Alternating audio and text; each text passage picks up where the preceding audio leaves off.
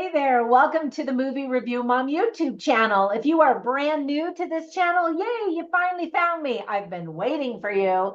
And if you are a returning subscriber, yay, thank you so much for your support. I love reading all of your comments. Keep them coming down below. And as you know, if you're a subscriber, I reply to every single one. I love hearing what you're up to and what you think about these films. So today the movie I'm reviewing is called Ordinary Angels. This charming movie based on a true story is now playing in select theaters as well as on Amazon Prime Video, Vudu, and Apple TV. Get your box of tissues ready, folks. This one is a sweet one. It's rated PG and is family friendly. Yay, we don't get those that often anymore.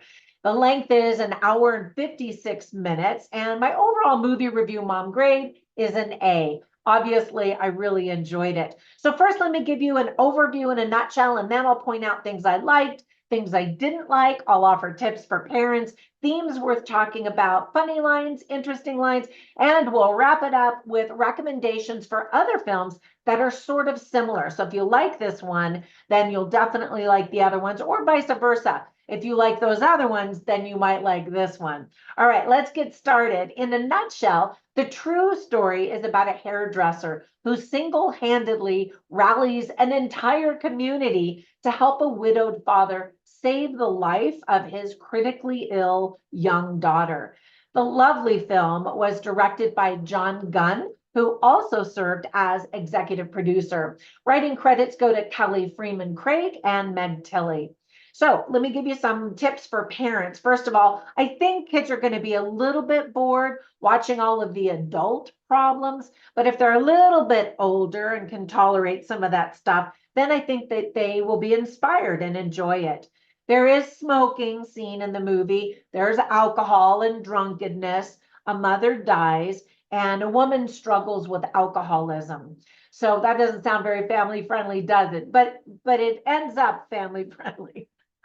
So some of the themes that are illustrated very well are humanity, compassion, service to others, forgiveness, family, parenting, purpose and meaning of life, faith, organ donors, addiction, alcoholism, parent-child relationships. There's a bunch of themes in this movie.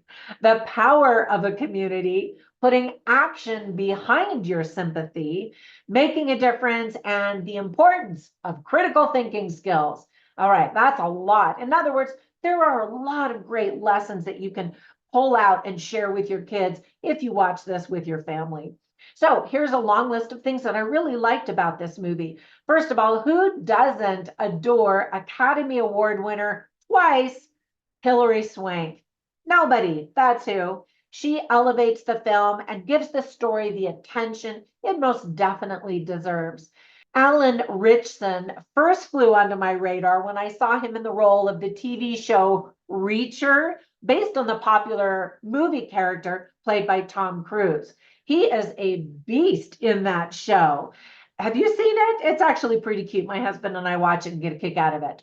Did you know that, by the way, that he was a U.S. Air Force Chief Master Sergeant? He's also a Christian, so I imagine he really enjoyed telling this story about faith. At the event with the cast of the film, he encouraged Christians or Christian movies when he said, quote, "If that's where the pulpit is for people who wouldn't normally step a foot in church, then that's still a great way to have that conversation. It matters that these films get supported," end quote. Here, here, I agree 100%. Now, this isn't a super Christian-y movie, but faith is just an element of it. The darling little girls in the movie are played by Emily Mitchell and Skywalker Hughes. Can you imagine having a name of Skywalker? That's kind of awesome, really. Their grandmother is played by Nancy Travis, and it's hard to even imagine that she's old enough to be a grandmother. I love the title of this film. We all wish angels would rescue us from our troubles, right? Yet we forget that we can be angels in one another's lives. Spencer W. Kimball once said, quote, "God does notice us and he watches over us, but it is usually through another person that he meets our needs. Therefore, it is vital that we serve one another." End quote. I've never forgotten that quote ever since the very first time I heard it. It's powerful and it's true. The film takes place in Louisville, Kentucky, with plenty of Southern accents and feel-good vibes. My nephew actually just moved to Kentucky, so I'm planning on making my very first trip out there. I've never been, and I'm excited to see it. One of the daughters in this story reads the inspirational story about the man who tossed stranded starfish back into the ocean. You know the one I'm talking about? Someone mocked him for doing so, saying he wasn't going to make a difference when there were so many starfish that needed to be saved.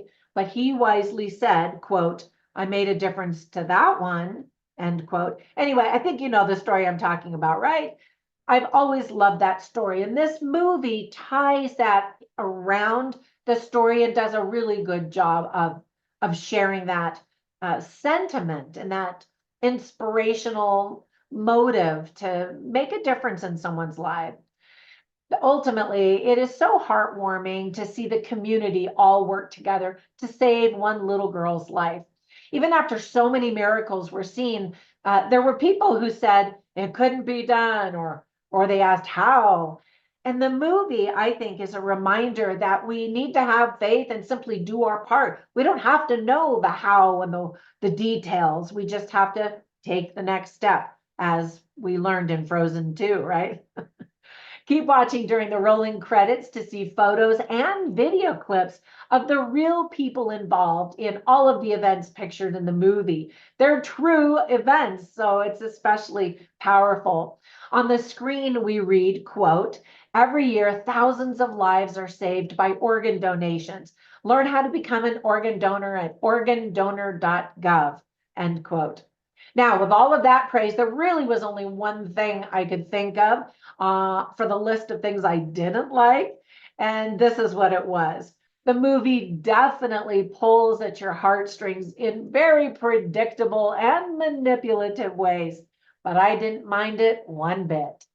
I really enjoyed the film, and I think I was in the mood for a movie like this. And, you know, a lot of times our viewing pleasure is determined by our expectations and our mood. And so this one just hit me on a day that I really needed it, and you might too.